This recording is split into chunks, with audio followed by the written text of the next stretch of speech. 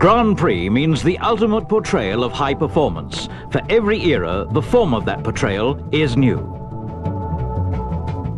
Monuments like the unforgettable Juan Manuel Fangio and his racing boss Alfred Neubauer tower from the depths of the Mercedes tradition. The veiling of the last Silver Arrow took place 43 tearful years ago as reigning world champion, so the longing for fresh silver had time to grow and grow strong. David Coulthard and Mika Hakkinen unveiled the first Silver Arrow of the modern age in February 1997. 1 year later, its successor, the McLaren MP413, was given the OK for its first rollout in Barcelona. Yes, it had become more powerful and faster, and in a word, better. Behind that was the whole drama of creativity with all its wonders and magic.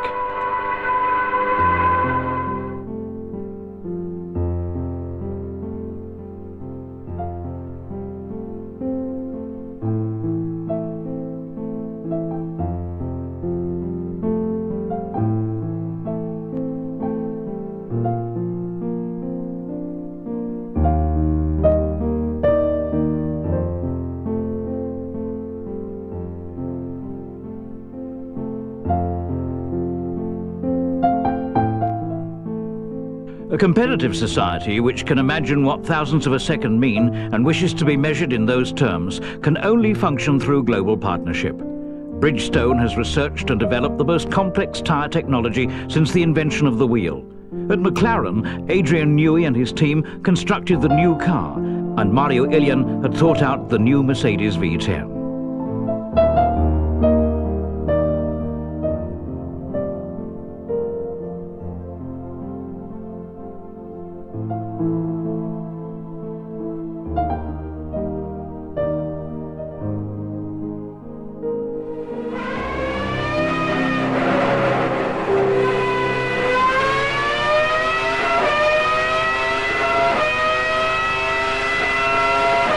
Whether or not the new package could do what everyone hoped of it had yet to be demonstrated.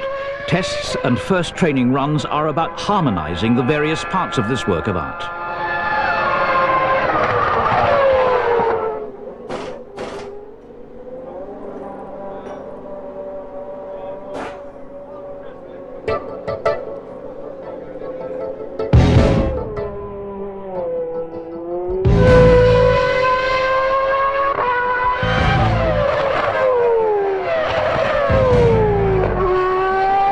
Perfecting Formula One technology means balancing the complexity of the whole.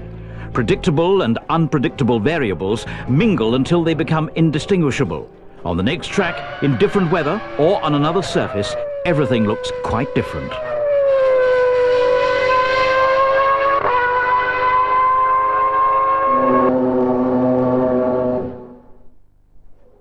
Above all, you need two supremely sensitive drivers at your side who have supernatural talents and technical instincts. It doesn't do any harm if the pilots get some on-site info, for example in the new Mercedes Motorworks in Bad Cannstatt.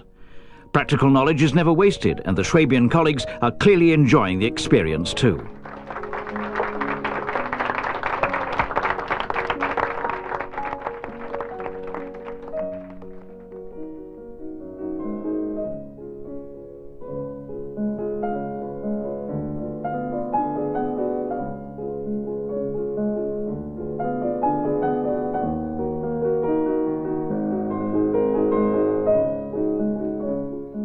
Racing mechanics are the backstage artists in Formula One. The high art of the spanner is one whose working schedules are endlessly flexible. The main part of the performance takes place in seclusion, like the night before race day, when the car is completely taken apart and rebuilt anew.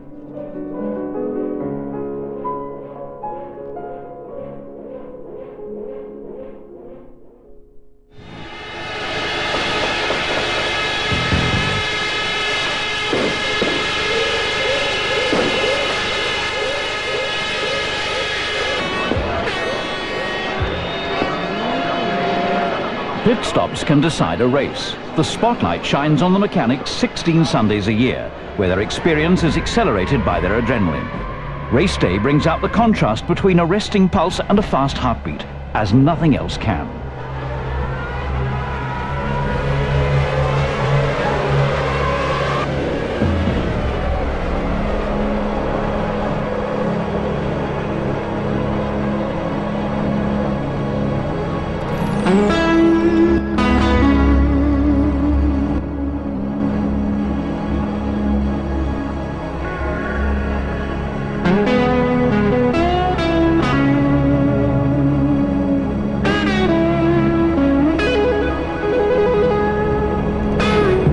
pit stop is a concert at tempo prestissimo, put on at weekends, just like when a band goes on tour. A group can improvise, but here every movement must be in the right place at the right time. It's a cannonball number with 36 hands, but not one movement is hurried. They almost seem to act in slow motion, until 6 to 8 seconds later, it's all over.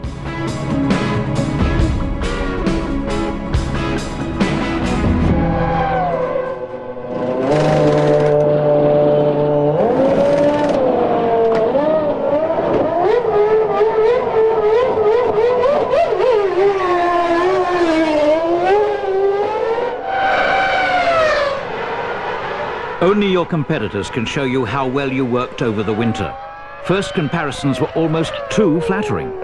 David Coulthard and Mika Hakkinen won 4 of the first 5 races at the start of the season.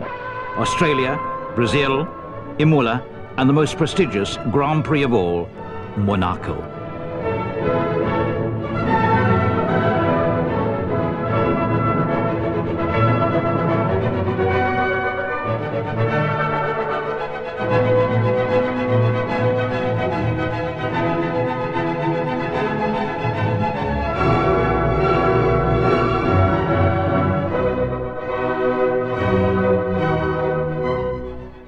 Floating on the silver cloud of a Monaco victory, Mika and Erja get married.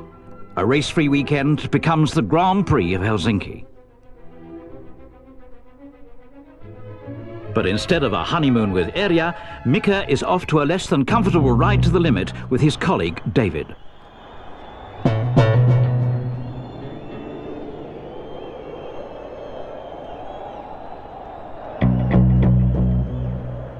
Qualifying, that magical word. Start positions have become vastly important due to the equality of the field and the difficulty of overtaking. Driving Saturday's qualifying hour is like entering some higher state of being. Everyone gathered round the track can feel it in mind and body, experiencing it as a compression of time and space. The last chaotic laps are the final display of willpower, the ultimate in racing sport.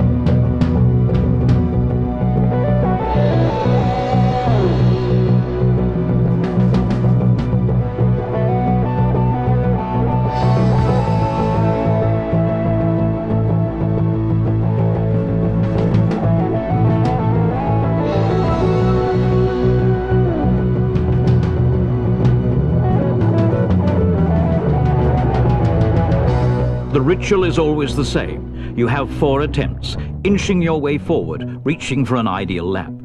Even though the car is well tuned already, there is still room for adjustments, which might whittle down the decisive thousandths of a second.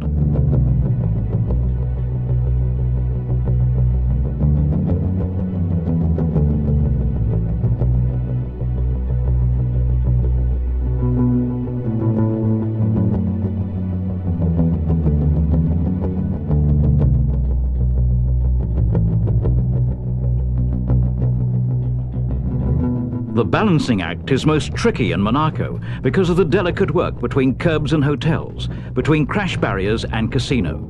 We try to follow Mika Hakkinen as fast as we can.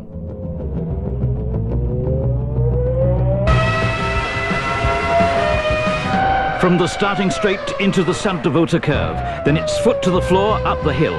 What looks like a straight isn't one at 260 kph.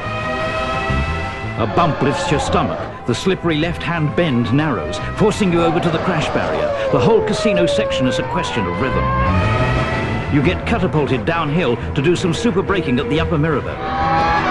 Threading your way into the railway station hairpin, you give a stab of the accelerator to the lower Mirabeau and a short roar up to the coastal right-hand bend, setting yourself up to plunge into the tunnel at up to 280 kilometers per hour.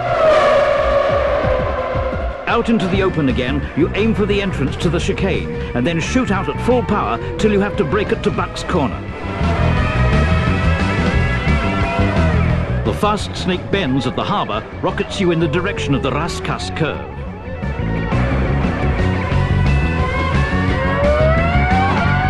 Then it's twice to the right and full power towards the start and finishing line. 1:19.798 comes over the radio, the priceless pole position in Monaco. Whoever can stand the uncanny stress of this sport must also be a master of relaxation. From time to time, you have to be up to the partying too.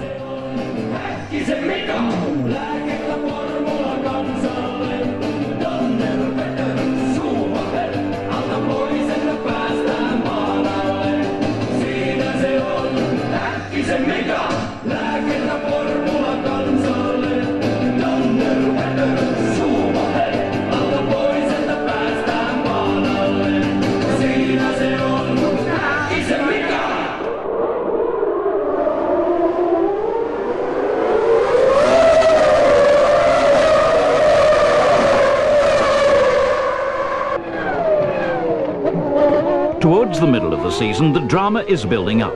That is the best way you can say about 3 defeats in a row. The confrontation between Hakkinen and Michael Schumacher is coming to a head. Emotions are at the boil.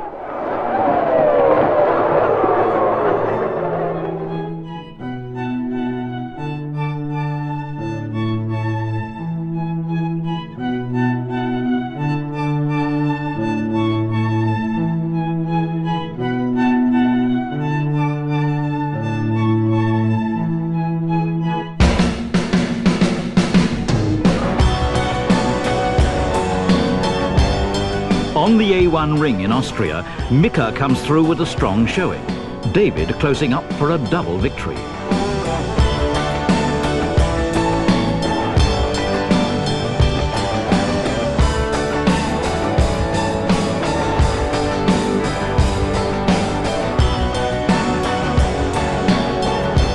Grand Prix is on the move again. The trail of the high-tech nomads circles the globe and crisscrosses Europe. The change from the mechanical to the electronic age can be read in the styling of race transport over the decades. Tremendous logistics are needed to move today's requisite high-tech gear. Bus and lorry drivers have to really like travelling. Moving and resettling for the next race happen in the speeded-up tempo of Formula One itself.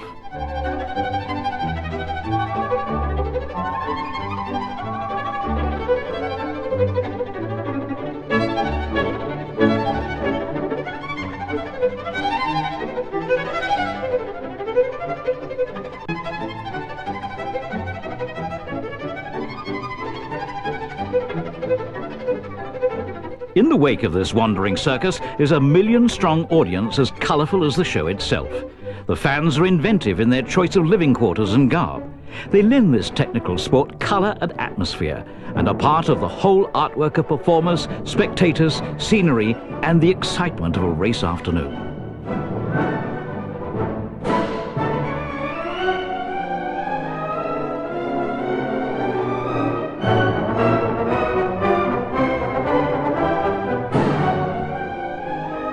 In spite of the fabulous number of TV viewers, the fans are closer to the action, and their emotions at the track let it come alive. In this arena of good vibrations, Mercedes presents cars which make the heart beat faster.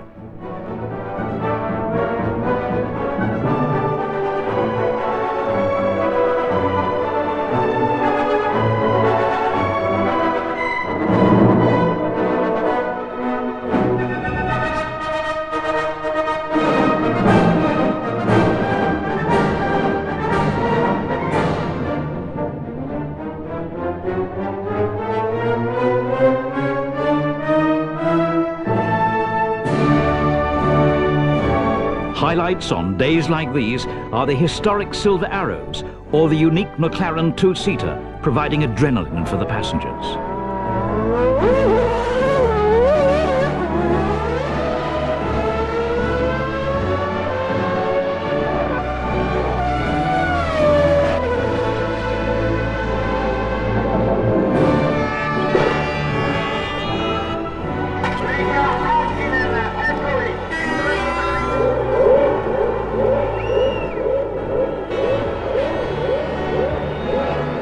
The year's drama gathered, becoming a cinematic showdown with two character roles, played by Mika Hakkinen and Michael Schumacher.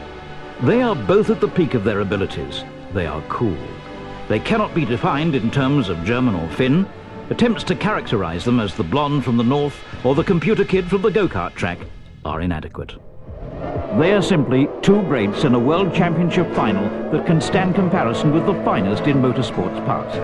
Behind them are the most prestigious racing teams of the new age, the red Ferraris and the silver arrows of West McLaren Mercedes.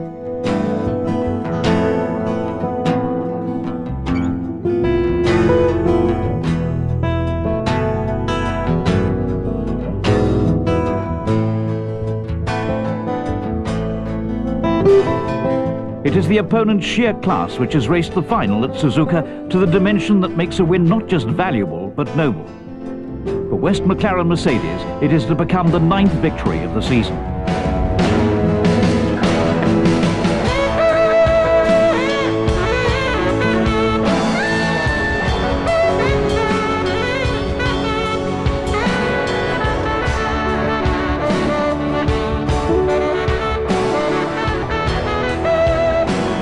At the front is standard bearer Mika Hakkinen, shedding radiance on the team effort. Mika, West McLaren and Mercedes, the world champions.